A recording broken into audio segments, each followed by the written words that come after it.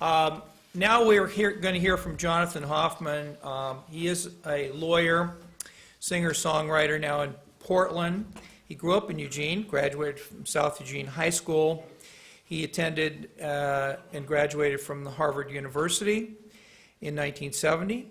He came here back to the University of Oregon, and he has been a lawyer and songwriter.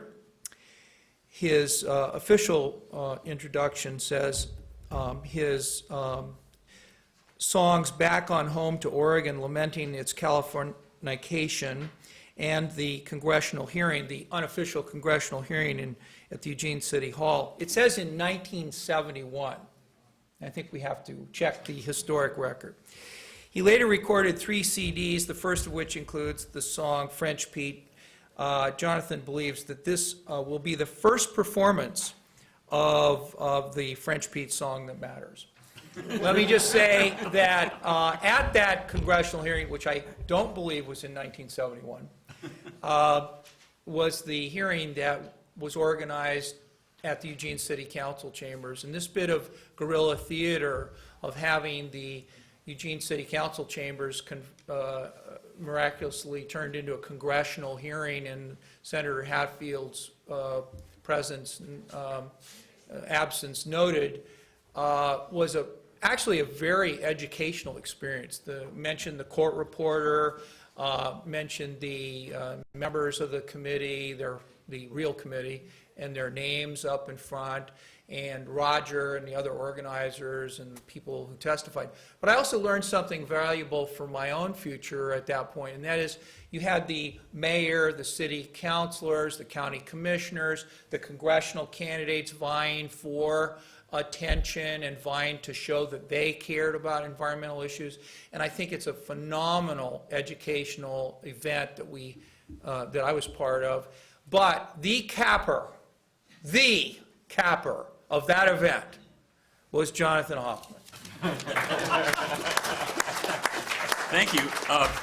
And Peter, by the way, I first met after law school. I went back to D.C. and I worked at the U.S. Department of Justice in the torts section aviation unit, defending the government in airplane crash cases. And being an Oregonian in Washington, D.C. can be a somewhat lonely experience. But I somehow managed to get on Jim Weaver's softball team and played softball for the Weaver softball team and got to meet a lot of great Oregonians. What's that? We beat Watts' team. Yes, we did.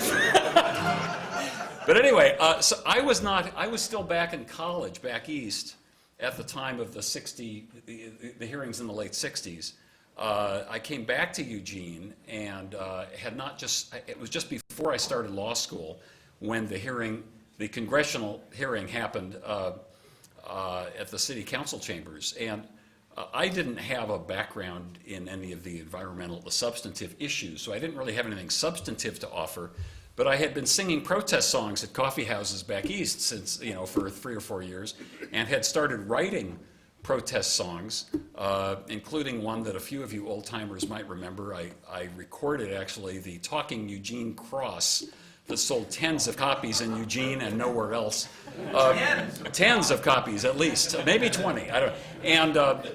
And I still have a box of 45 somewhere in the garage.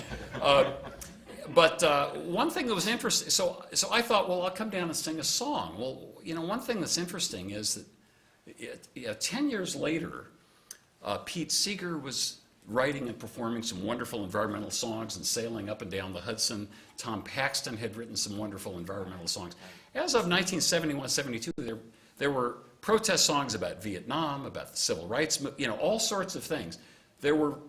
If I wanted to sing an environmental song in 1971, I think usually what I sang was Roll on Columbia about building the dams. That's all we had. So I didn't have a French Pete song. And I'm sad to say I have since written one. I was still new at songwriting. I didn't get my French Pete song written until several years after it was too late to make a difference, but I did finally record it, and it's on one of my CDs. But I went and I think Brock said this, when you've got an issue that you care about, you go with what you have. So I went with the best song I had that was even peripherally relevant to the issues. And I'm not going to sing that song. And the reason is because this song, like all topical songs, they have limited shelf lives, and it had a lot of little things in it that are really quite passé, and also things that I thought were just stupid. So it's a song like Windows updates, that your computer constantly updates. It doesn't really get any better, but it keeps updating itself. And this song, I'm not saying it's any better than it was, but it's a little bit updated from what it was, but it's basically the same song. So here's the song I sang to the congressional. It's the only time I've sung before a congressional hearing, and now I find out it wasn't even Congress that was up there.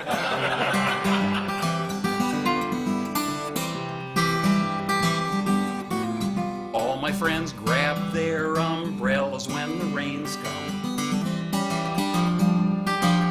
They don't want to get wet or let any water on their humdrum. But I think the rain is nicest in the fall.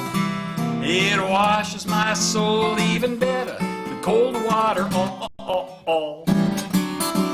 I'm going back on home to Oregon, to where they still appreciate the day the sun comes.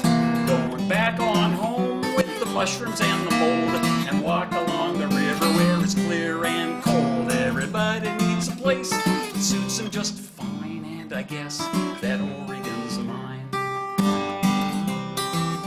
Have you seen the day the rain is falling while the sun shines? And the rainbow's grinning like a Cheshire cat, 'cause it's feeling mighty fine. So I'll go back home beside the soil, where the skies do more than advertise for suntan oil. I'm going back on home to Oregon, to where they still appreciate the day the sun comes. Going back on home where it rains a bit too long, and everything is perfect 'cause it's always slightly wrong. Everybody needs a place that suits them just fine, and I guess that Oregon's mine. Take your mini winnies back to your San Bernardinos. Sorry, you can stuck in gridlocked schlock while you crave those groovy venti crappuccinos. But would you leave my wilderness alone? Turn all that sprawl into a garden you can call your own. I'm going back on home to Oregon, to where they still appreciate the single day the sun comes.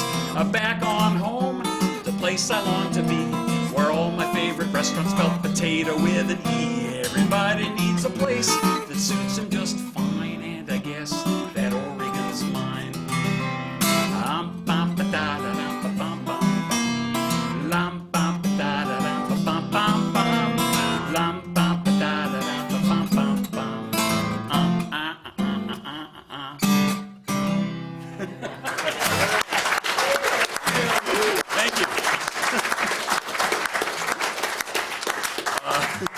So I don't know if that helped, but that's what I had at the time. So, but later I did write a French Pete song, and the thing that stuck with me about French Pete, and certainly I supported the environmental movement, but I was not an activist in that. I was more involved in the anti-war movement and the civil rights movement. There was a lot of things going on. But the thing that struck me about French Pete, and I felt like I was more of a spectator than a participant. And it's interesting to hear it come back from what people have said, and Brock mentioned this, the sense that it was the last piece for those of us that lived in Eugene. It was the last thing in our neighborhood left of wilderness that we had. Within, an hour's drive, that was all there was. And everything else was being hacked away, and they wanted to take that away too. And that was the thing that captured me about it, was it was this little last piece of wilderness surviving near us, and that we had to do something about. So this is the song I wrote too late to help. But it still does, I mean, the image of it is still, I think, what the environmental movement is all about. This song is called French Pete.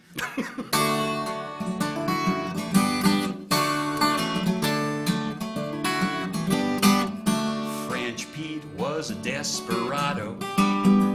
He lived outside the law. He knew they'd chase until they brought him down, 'cause the writing was on the wall.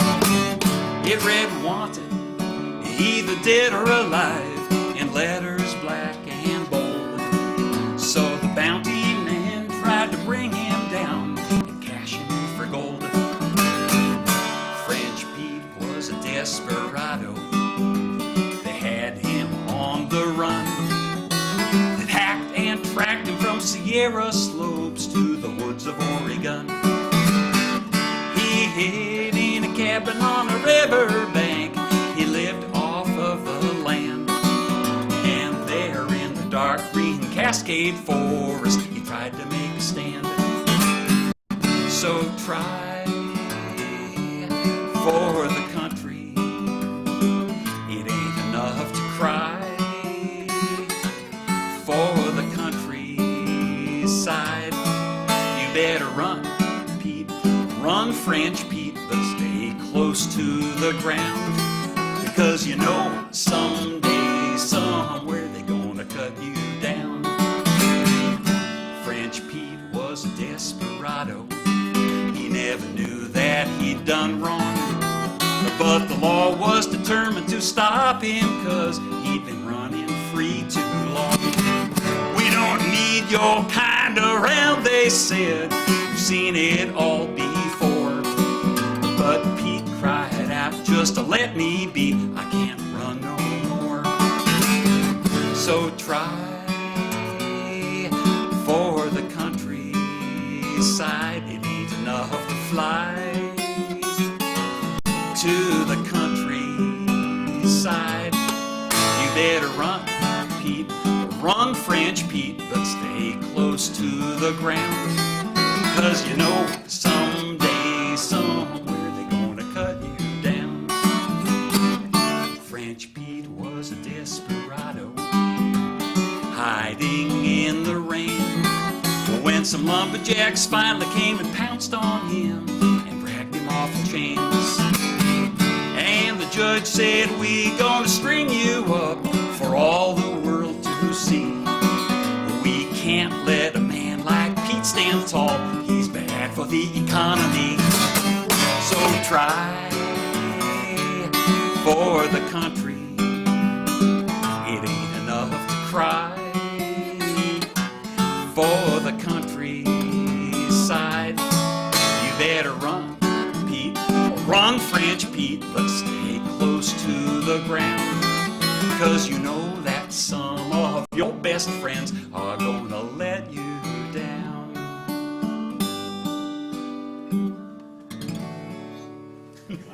Thank you all very much.